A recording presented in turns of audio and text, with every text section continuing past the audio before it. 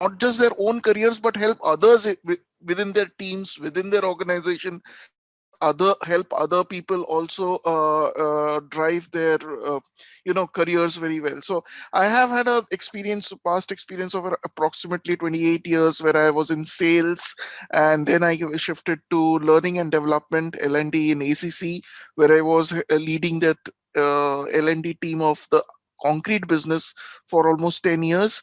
And after stepping out of ACC, I founded the 3 Learning Studio, and past 1 year has been an immense learning experience from me during the pandemic.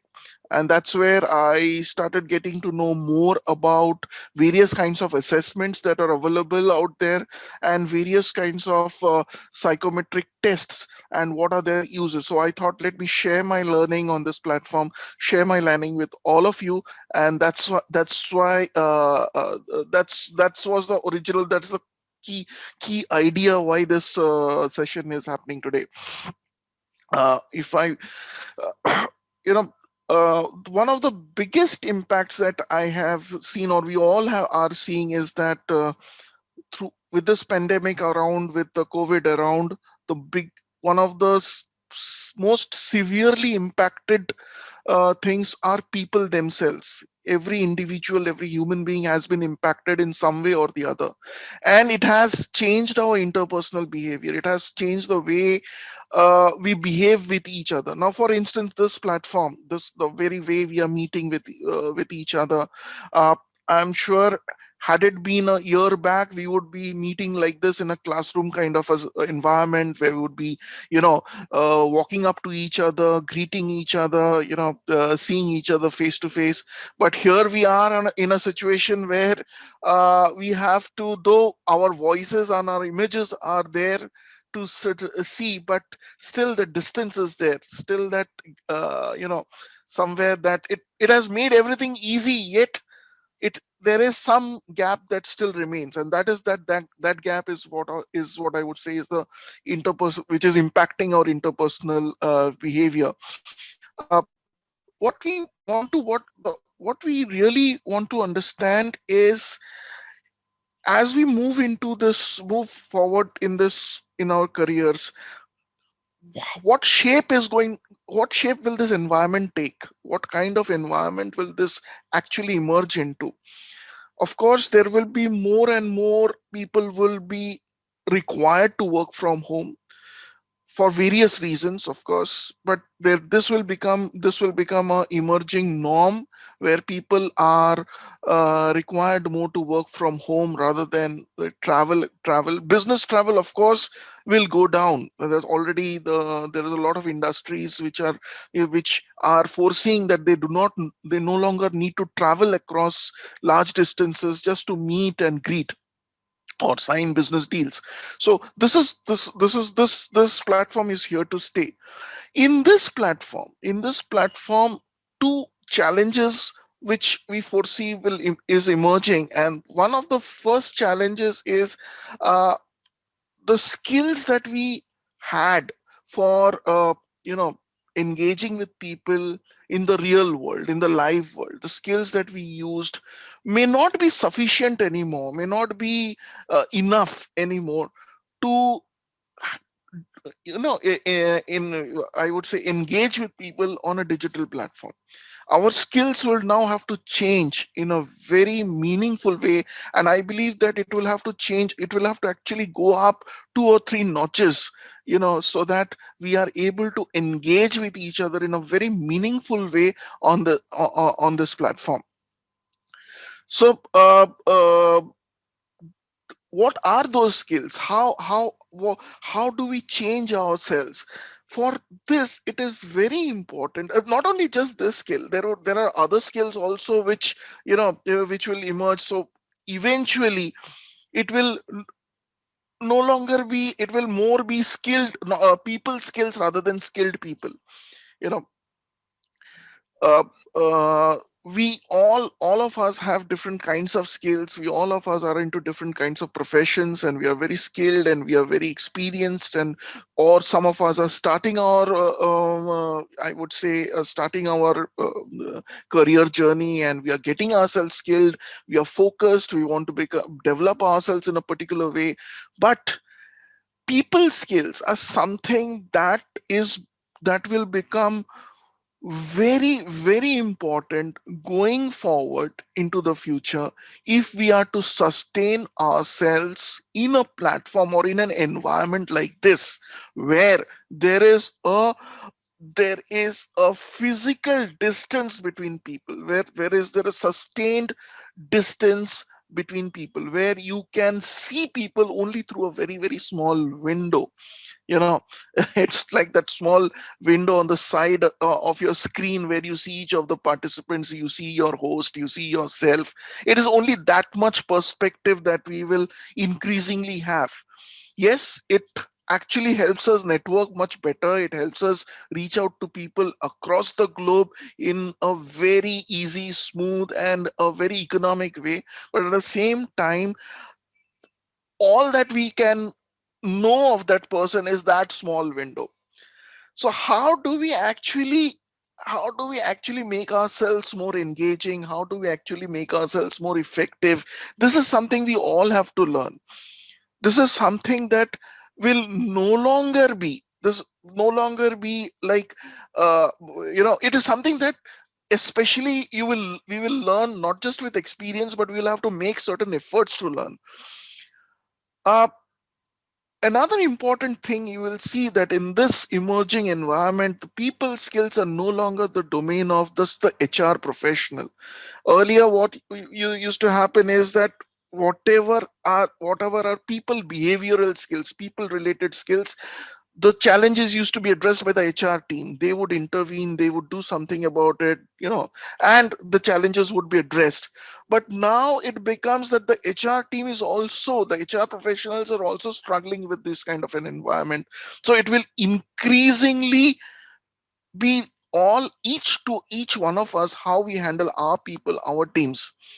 In this pandemic, what we saw is that the most vulnerable link, or the weakest link in the entire business connection, are people. That is the link which gets worst affected. That is the link which gets the hardest hit. And we saw that there was a lot of chaos when this entire thing fell upon us, in terms of people losing jobs, in terms of people losing their getting a huge salary, taking huge salary cuts, in terms of people no longer being able to do things the way they were used to do, or the way they had developed their expertise. So so uh, HR's job is now more to ensure that the business is kept running regardless of what uncertainties fall. So HR's job is now more into talent acquisition and talent retention. Talent development, how do you develop yourself, or how do you develop your team, is more now coming down, funneling down towards the team, towards people who are down on the line, who are actually managing teams. If you have a team around you, if you have people around you with whom you work, it is actually up to each one of us how we develop each other. It's no longer that my manager will intervene and help me grow and help me change. It's no longer that the HR will organize a learning session or a training session and then we learn and grow. It will no longer be that, because HR is more busy retaining people and hiring people. So this is gradually changing. That definition of HR is gradually changing. People development, yes, it will be one of the key challenges before HR, but it will eventually funnel down to the frontline people. It will eventually funnel down to all of us who are doing our work. So So one of the most important things is how do we manage not just ourselves but also our teams. On this platform, in this webinar, there are many of us, many of my friends who have just begun their careers. They're all 5 or less than 5 years of experience, and they have a huge way to go forward. There's a huge career lying forward. So what are those skills that are going to be important to them? That is one of For them to succeed in an environment which will increasingly become more volatile, more uncertain, more you don't know what's going to happen next. One important thing that the pandemic really showed us is that none of us, forget about people like us who are working professionals, I would say governments, people, WHO, huge experts, people who are experts in handling these things, they too were absolutely unprepared for handling a pandemic like this. What does this tell us? It only tells us that probably the skills that we have been taking in doing or investing in the past are no longer sufficient. We have to move 2 or 3 steps ahead or above. A very interesting thing is that what kind of decisions would we be required to take in this kind of a scenario? You would have seen that in this uncertainty, one of the most important decisions that you take, some of the most important decisions you take, are about something that you are absolutely unfamiliar and have no prior experience. You take the medical profession, they practically never had any such experience about handling a pandemic, but the response they gave, the kind of the way they rose up to the occasion and handled it across the globe has been really, it has been really fantastic. So how you take decisions in unfamiliar terrain on unfamiliar matters about which you have no prior experience, and how do you take decisions where sufficient information is not available. And there is a third dimension which is not which I later realized when I was reading up something, is that not just when you do not have sufficient information, there are situations where you have too much of information overload. How do you take decisions in these three distinct kind of environments? These will become very, very important skills as we go forward. So there is, on one hand, you will have these people skills like how do you influence people, how do you work with people, and the other hand you will have skills like what kind of decisions are you taking, how well are you taking those decisions, how reliable those decisions are. These are two important things that will become increasingly important for each one of us to succeed in the emerging world of work. Think about influencing people. Think about the way you collaborate. Now on social platforms, on social media, you would notice that there is more disagreement than agreement.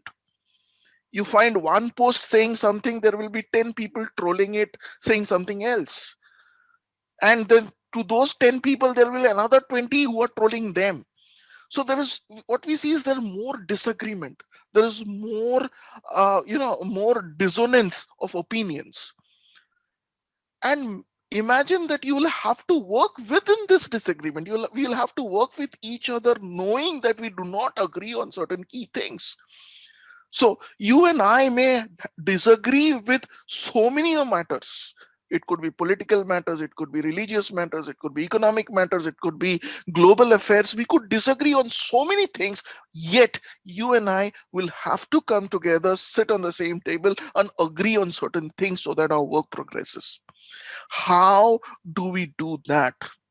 How do we influence people with whom we don't agree? How do we get influenced by people with whom we don't agree? So here, on one hand you have decisions, and the other hand you have the kind of the way you interact with people, the way we all interact with people whom we don't agree with. How do we work together? So collaboration is not just about delivering a result. Collaboration is not just about working on certain important things, it's about thinking together. If you and I are not able to be on the same page, thinking together in the same direction, in the same way, probably it will become a little difficult for each of us to arrive at the same results. So, or probably we'll arrive at the same results, but it will be more difficult for us to merge those results or merge our opinions. So these will be the two important challenges that going forward, which we foresee is going to evolve more and more. As I was saying, that organizations now, they don't need any more managers, they need more leaders, people who can take over responsibilities. Like if you are working in a team, okay, and you don't have a boss, and many of us will now in this environment will work as individual contributors. You will be sitting in one geographical location, required to manage that entire market or customers or whatever work, and you may not have anybody else within you, within your team, or to help you do those work. Probably you are the only person who's driving it.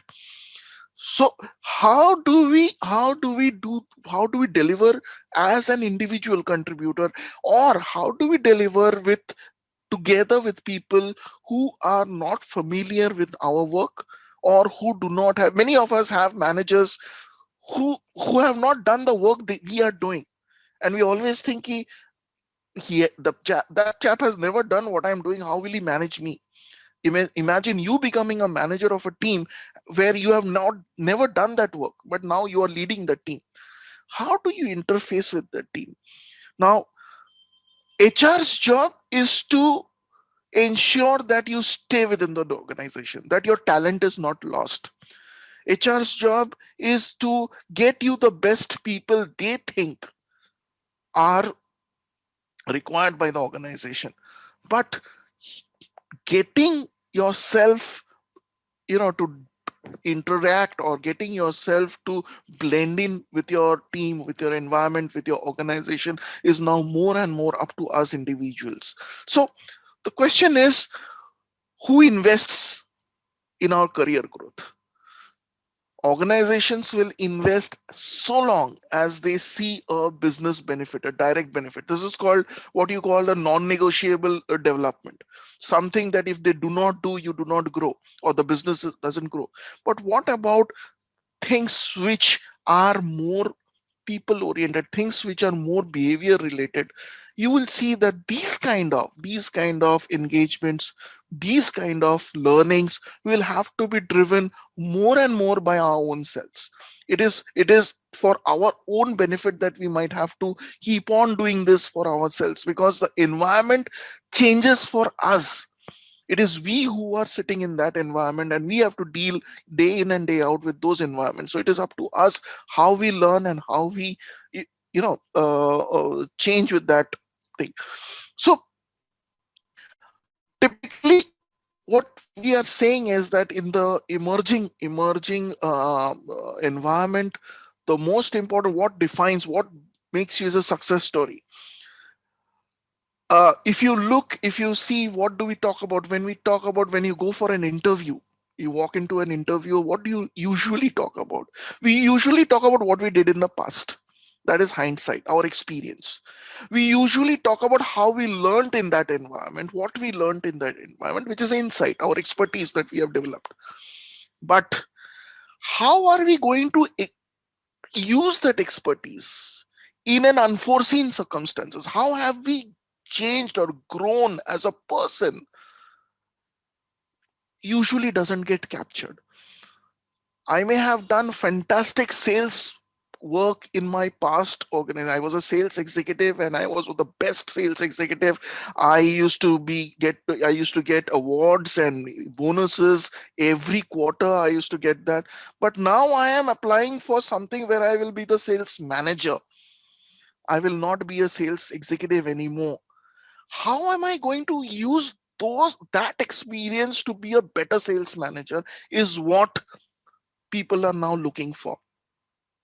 So it's no longer my experience, it's no longer my expertise, but is how I am going to use that experience and expertise in the future, my foresight, and how am I going to navigate unfamiliarity, my cross sight. That will become more important.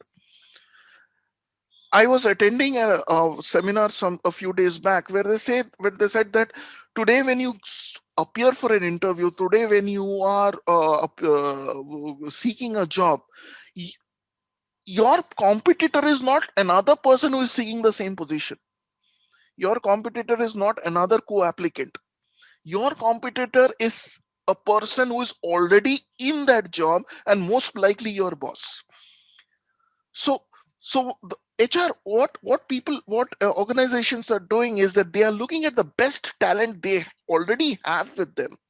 They are assessing that talent. They are drawing up a list of competencies based on that talent, and then they are assessing you and seeing whether you are at least 50% better or not. So competition is no longer outside. Competition is now within that organization.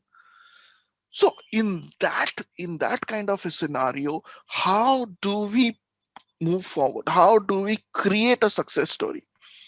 And to my mind, it is how well we develop ourselves as people, not just as experts.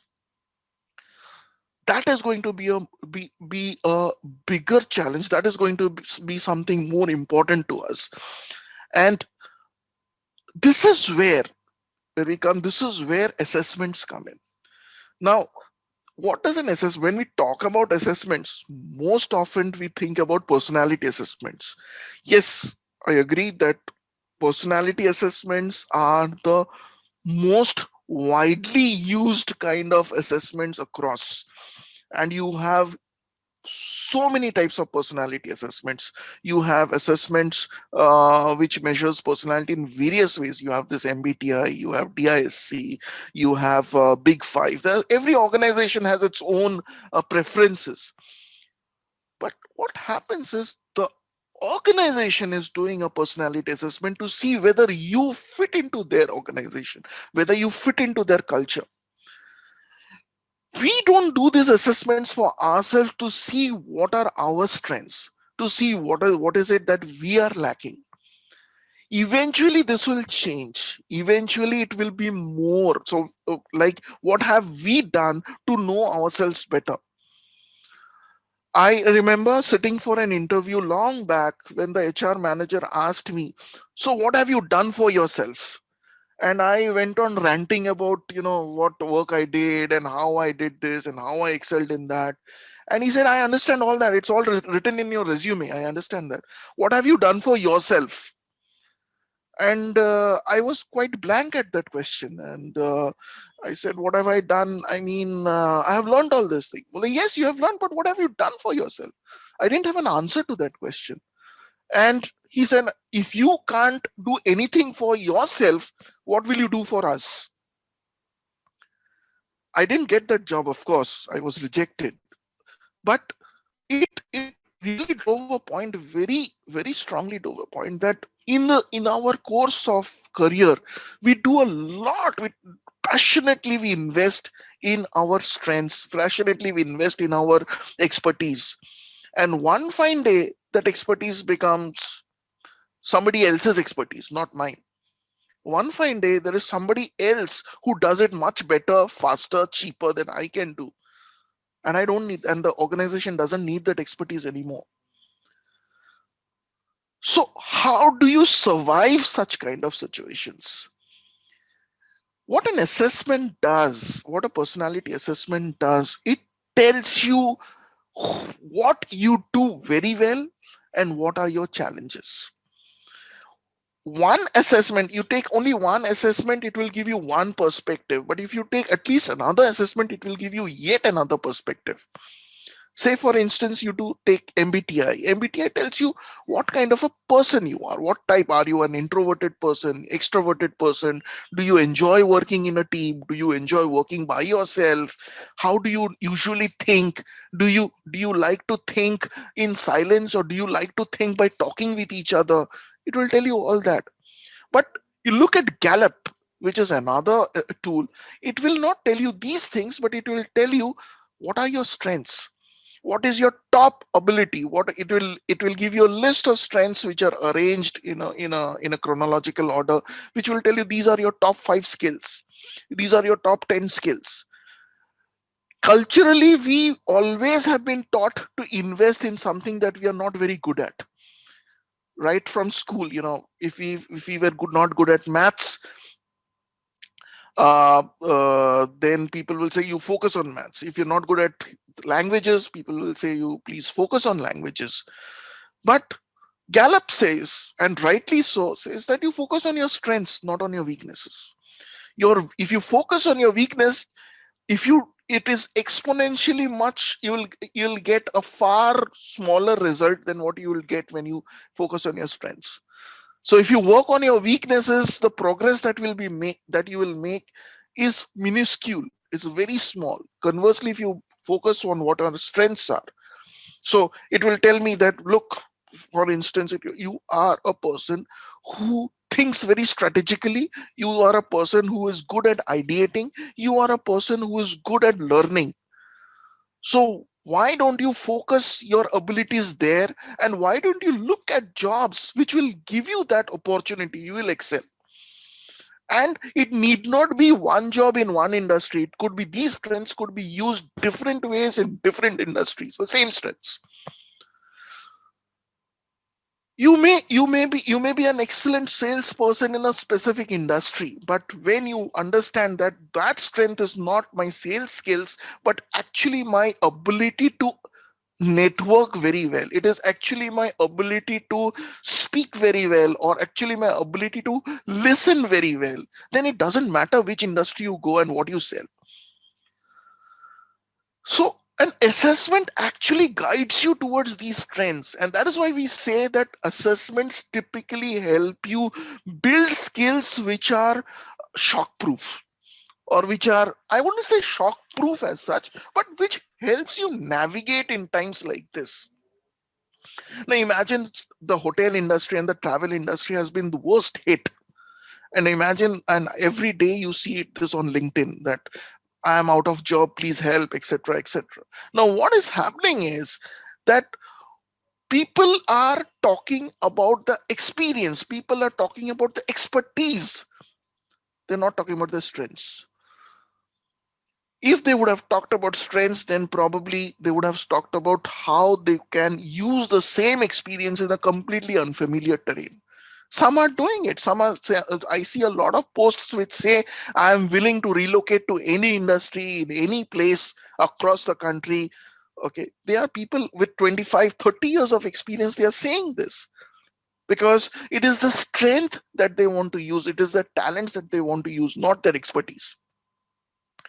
So an assessment typically gives you an insight into these things.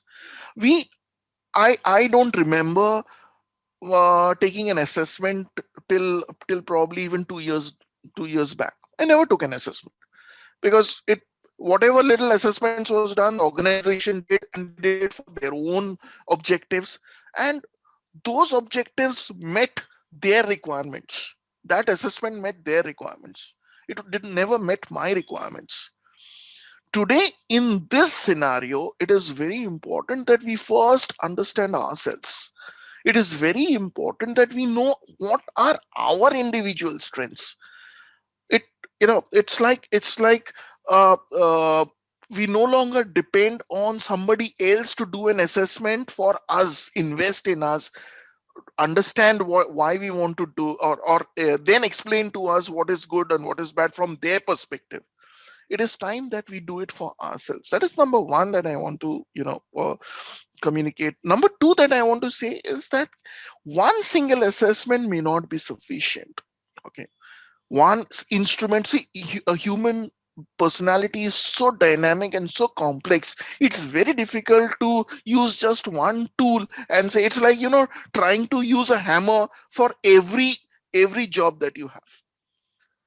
I was doing a certification Hogan, and Hogan gave me a very interesting and a very exciting perspective. Till some time back, I used to think personality is what I think about myself, which is to an extent right. What I think about myself. Hogan says no. It says personality is what others think about you. And so true.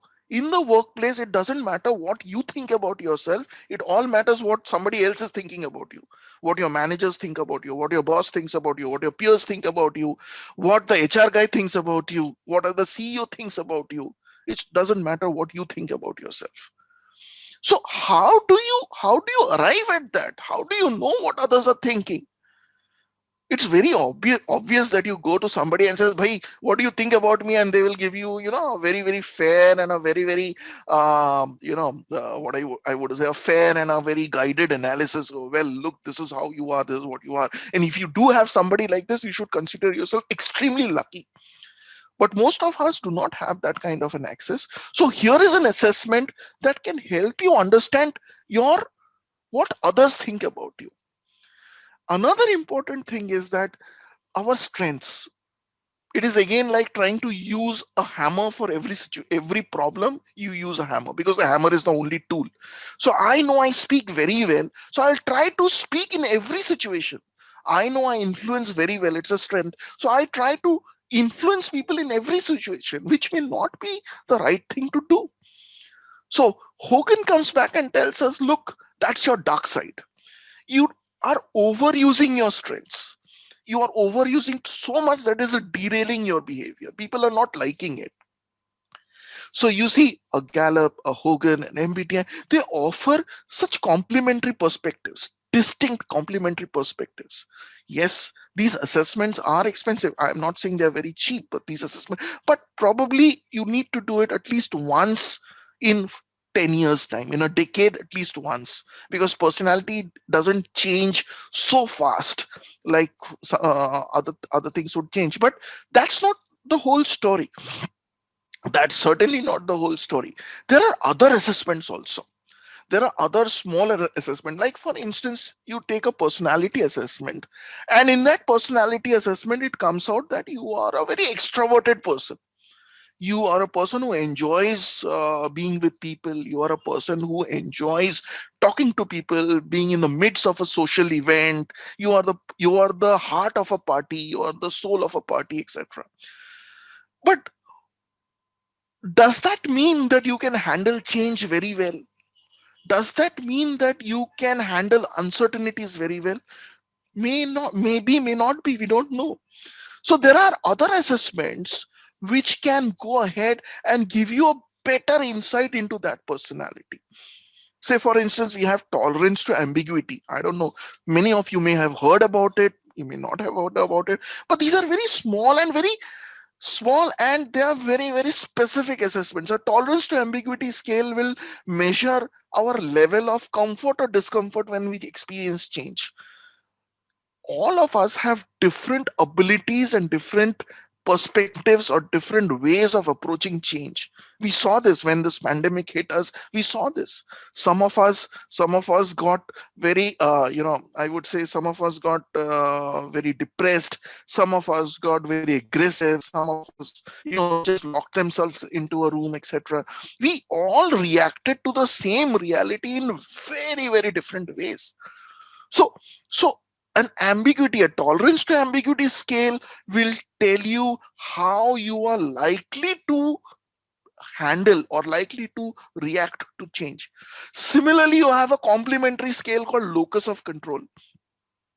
A locus of control is a scale which tells you how to what extent you are fatalistic. See, we all are fatalistic to a certain extent.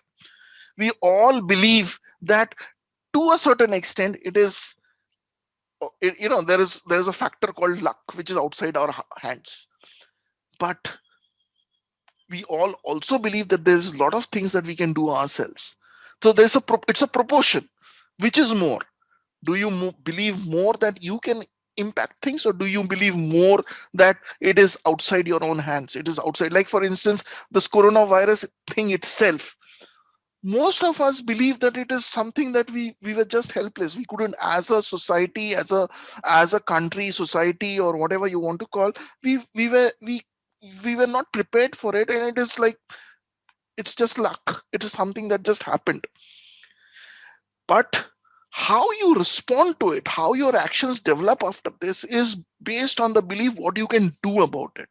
So locus of control basically tells you whether you're an internal person where you believe that I can influence and change things, or you are an external person who believes that there are a lot of things which are outside our control. Now both have their strengths. It is not that this is good, that is bad. No, in personality ऐसा कुछ नहीं होता है. Everything is required somewhere or the other. So your strengths may be very good in one dimension, but your weaknesses or my strengths can become very useful in another dimension. So when you look at these two scales together, tolerance to ambiguity and locus of control, then you will realize that when you see it in perspective of a personality assessment, it adds a lot of insight and lots of value into what your personality assessment just says. Sorry. So for instance, as I was talking about this tolerance to ambiguity, now people who with a high tolerance to ambiguity, who can handle change very well, they have certain they have certain strengths. They can pay more attention to. They can pay attention to more people, more information. Sorry, they are behaviorally more adaptive, etc., etc. There are a lot of strengths they have. But people who are not very adaptive to change, they build structures very well.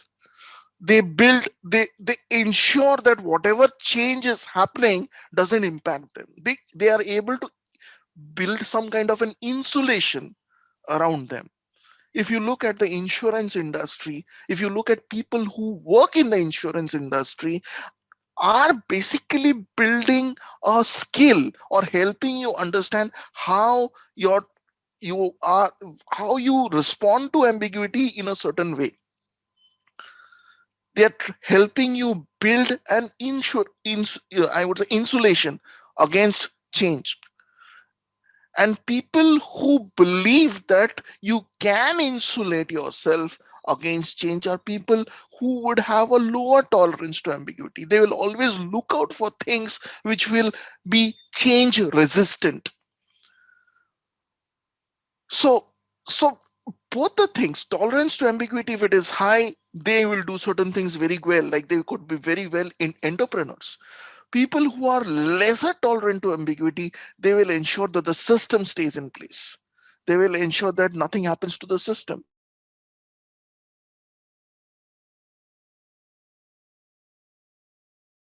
Insolubility, novelty is like, how do you respond to new things, unfamiliar information? Complexity is when you don't know, when the solution is not evident. Okay, sorry. Complexity is more like, people who are like, they are more tolerant to unrelated information, divergent information. Today, when we look at social posts, we look at the social media, we very often get upset because we are being bombarded by information which are contradictory to each other. They're distinct, they're unrelated, but they are impacting us. How well do you respond to that?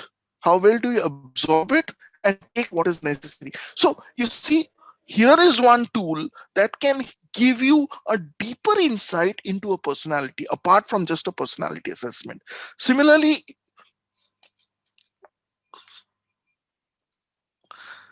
sorry, sorry,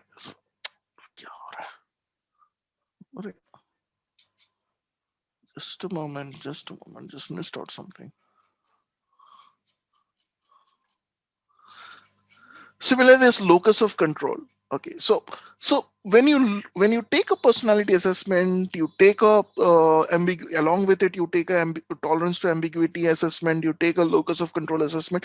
This gives you very good insights into who you are as an individual, who you are, how do you handle such things.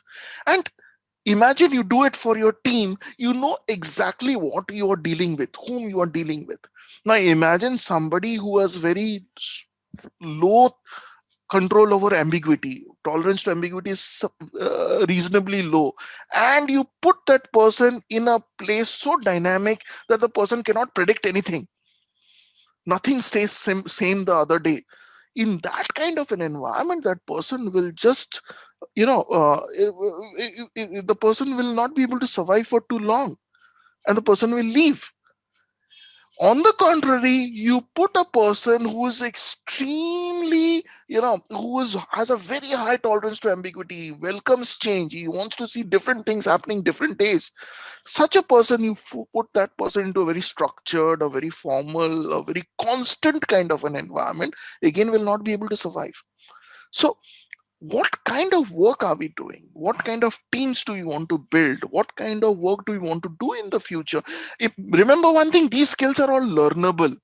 So you may have a very low tolerance to ambiguity today, doesn't mean you will have a very low tolerance to ambiguity 30 years down the line. No, you can learn those skills, you can learn what needs to change, and you can keep on adapting yourself accordingly.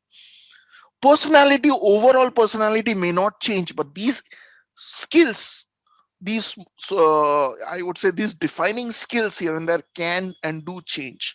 So but it's important for us to know that where to start, and that is the most important thing that we want to do. Just a moment. Just this is just a moment.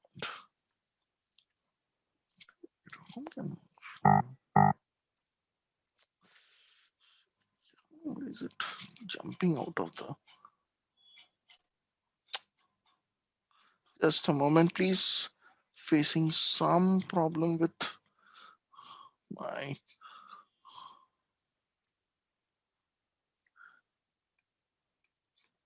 Okay, okay.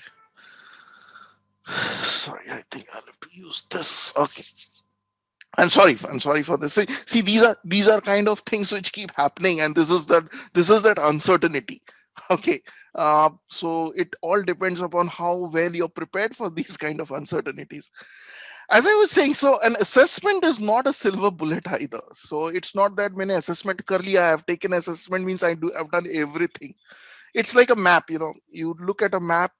A map is as detailed as the number of components in it. So you can have a map which just gives the physical terrain, or you can have a map which not only gives you the physical terrain but also tells you how higher it is, or how from the sea level, or what is the distance between the cities on that map. So a map can keep on giving you various kind of information depending upon how detailed it is.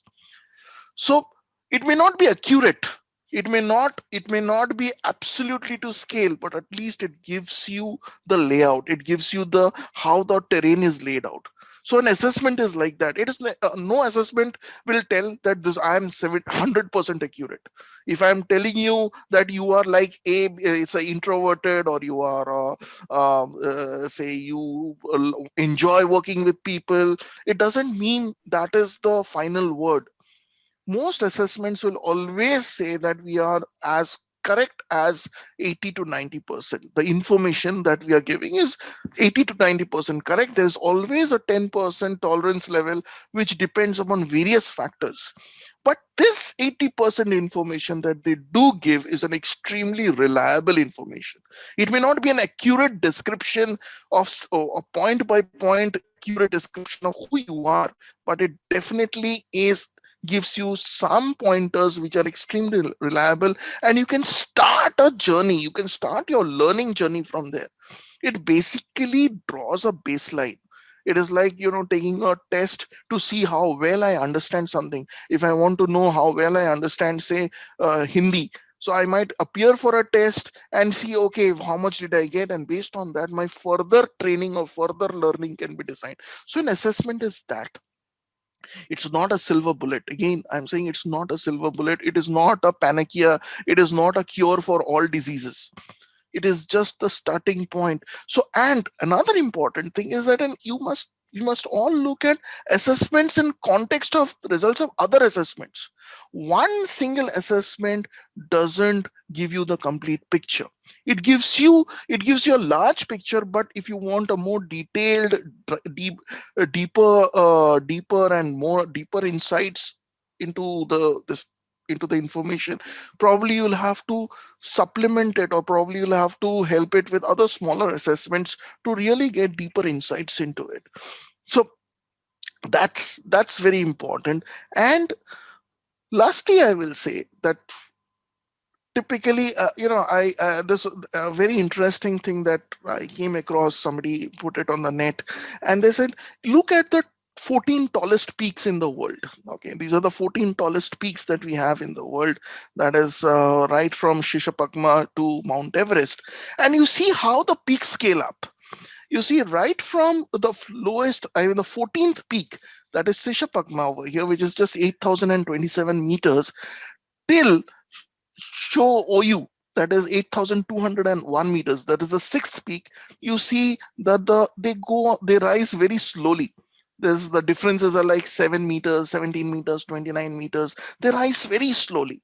So all through this portion, you can navigate by changing, incremental development, incremental change, or training here, a training there will help you change your skills. But then suddenly you stand in front of Makalu, which is higher than Shoyu. That is, the fifth peak is higher than the sixth peak by 284 meters. And remember that in this case, you have to do something absolutely dynamic. So you have to do something. It's like it's have to completely come out of a shell and do something new. Only then you will be able to peak that scale, or climb scale that peak. And that is where a training or an assessment is no longer sufficient, and you would need coaching over there. So that is what we are trying to put up over here, is that these are your skills and competencies that it's a zone of comfort. You know that I handle customers very well. I know this product very well. I can deal with certain markets very well. I can deal with a certain kind of a community very well. Those are my skills and competencies. That becomes my comfort zone.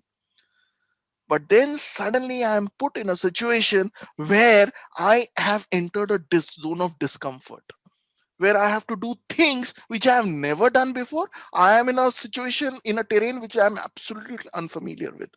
Most likely like leadership skills. From a manager, you are emerging as a leader. You need to do same things but completely differently, or probably you need to do different things altogether. Some excellent sales executives never become good sales manager, because they continue to be sales executive even when they are in managerial roles. If you look at football coaches, most of the football coaches have been very good football players. But if you look at many such coaches, you will see that many of these coaches were not very successful, or they were not very famous players either. If you remember the movie Chakde, the role of the coach comes in this way. He had failed in a very miserable way, in a very spectacular way in a match, and that makes him a coach.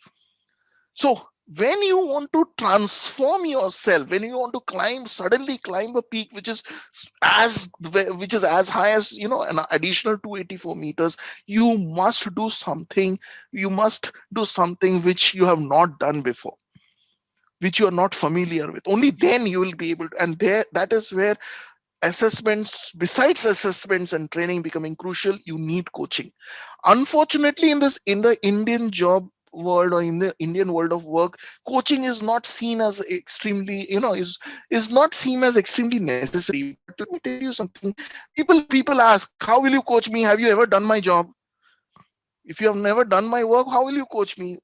And the reply to this is that because I have not done that job, I can help you. Because I'm not talking to you from the same frame from which you are talking to yourself, I can help you. Coaching is not about helping you do your job better. Coaching is about helping you understand what you want to do, helping you understand yourself better. And coaching is best done when the person who is coaching you knows nothing about you, knows nothing about your job. If you want to learn how to do your job better, you need a mentor, not a coach. And you would need a mentor when you are traveling this kind of a terrain where you are just upskilling yourself in various places. Unfortunately, in the Indian world of work, people believe that a coach should have done my work better than I do, only then he can become a coach. A coach is not that. A coach is somebody who can help you understand yourself better. That is what. So this is where coaching comes in. Again, you see that the terrain becomes a little familiar. You have acquired new skills. You have acquired talent to navigate an unfamiliar terrain. And suddenly again, that is between K2 and Mount Everest, again, the scale is 237 meters. Again, you need to do something spectacularly different. Only then you will be able to climb it. Again, an assessment, again, a training, again, a coaching. So you see that if you have to really go ahead in life, if you have to really progress ahead in life, it is in the careers, you have to be prepared for this quantum leaps. These quantum leaps will not come through relying on your previous experience, relying on your prior expertise. It will come through doing something that you have not done before, learning it, understanding where you are starting, understanding where you go. So this is what assessments do. It draws the baseline. It takes you through the first step where it's drawing the baseline. It is helping you to know where to start from, where you stand today. Unless and until you know that you are standing at 8027 meters, it will be very difficult for you to reach 8167 meters, because you don't know what height you are standing. So assessment basically tells you where you are standing. An assessment will also tell you how big is the next climb, or what kind of efforts you have to put into the next climb. So that's what I wanted to speak to all of you in this through this webinar. There are a couple of key takeaways. So we have some few assessments that we have developed. I would not say I have developed them, but this is something I have collected them and put them together in one place. These are not personality assessments, but these are like the smaller assessments, like the locus of control, or the tolerance to ambiguity. Even there is an assessment on trust. How well is trust, do you share trust with others, or how well is trust shared within your team? So there are around 5 or 6 such assessments that I have collected from various places and put them all together. These assessments, I will, if you so desire, I will share the link with all of you on these assessments, with all of you, those who have registered for this webinar. And you can take them absolutely free of cost till a week's time. The links will be open till a week's time, so you can take all the 6 assessments, or whichever specific assessment you want, till over the next week's time. And after you have taken the assessment, I will send you a short summarized report about how the assessment looks like. So after 8th February, or after a week's time, probably there will be a small fee, very small fee attached to it. You can visit my website, that is for 3els.in psychometric assessment. These are typically priced between 100 rupees and 500 rupees. Okay, so so you can take those assessments for yourself. After, if you want to take it later, not just for you but for somebody else, you can take it over there. Okay, besides these assessments, there are also the other bigger assessments, like we have the Hogan, like we have the Gallup, like you have MBTI, Strong. All these assessments are also available. Of course, they are at a price which they themselves, that cost is what they have, what these people give. So it's as per market prices. But here are a couple of assessments which you are free to come across and take and see how it's helping you. Probably from there you can take a call on how useful it will be going forward, when you want to, whether you want to take it for your team, whether you want to take it for other people also around you. So this is what I wanted to share with you. This is something like we are reaching out to you and saying thank you to each one of you for being here and sharing the space with us. So I'm now stopping my screen share, and I would it's now open for whatever questions you would have, whatever you would want to ask me. Free for it.